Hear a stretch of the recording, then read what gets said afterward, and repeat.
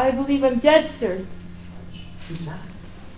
Turn, you're going to take her off. I play Orlando, who is a kind of magical being who lives over the course of 500 years, and at the age of 36, after living a very eventful life as a young man, goes into a coma and wakes up as a woman. Orlando! You see, their acquaintance had been short.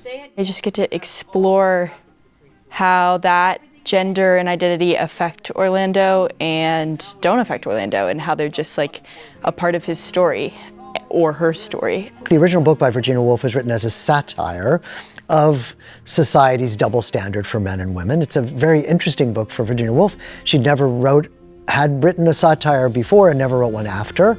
It's a much lighter in tone than most of her books, and there's a lot of humor and wonderful characters within it.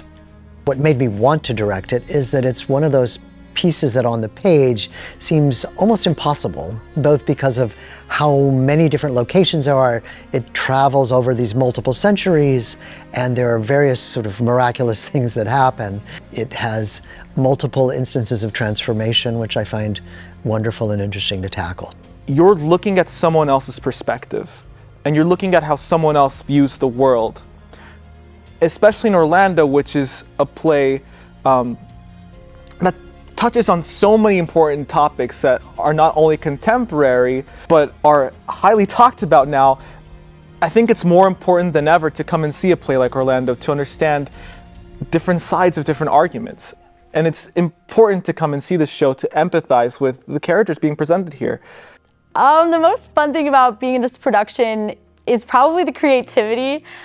We get to bring so much of our own ideas into the show. Some of us, we bring in our own sound effects that we get to incorporate them somehow, or our own dance moves. We got to choreograph our own sections of dances. We even got to pick music that we liked, and it just feels like such a group effort. So this one is very ensemble focused. Everyone's on stage basically the entire time.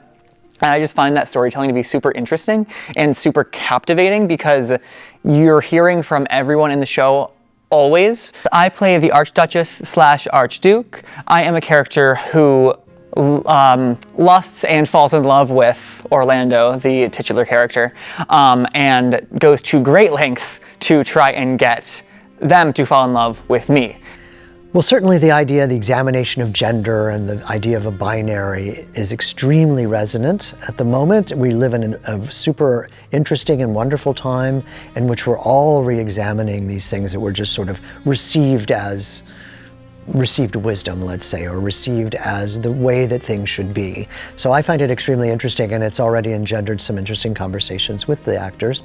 And the play really, for having been written what will be 95 years ago this October, is super fresh and I think, again, very resonant for the students.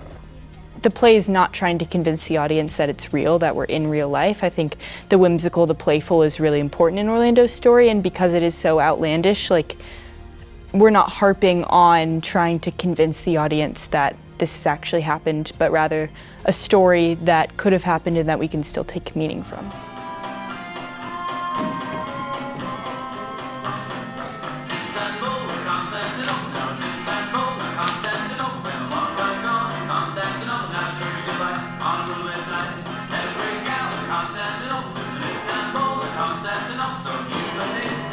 First of all, it's hilarious. It's full of humor, and I think it's very on brand with some college humor. It's a really good story. It's a fantastically fun evening at the theater. You and your friends are going to have so much fun when you come and see this.